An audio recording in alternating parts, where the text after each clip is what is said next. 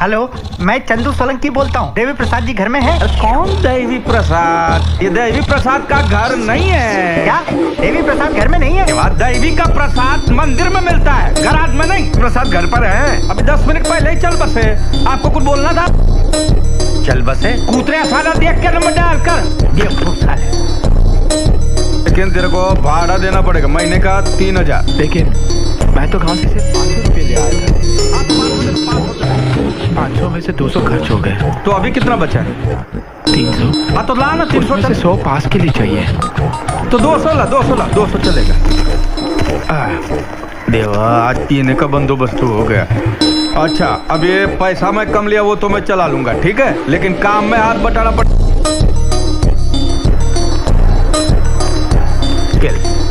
ये thank you. अरे नको रे, कान पे जा और खंबा लेके आ।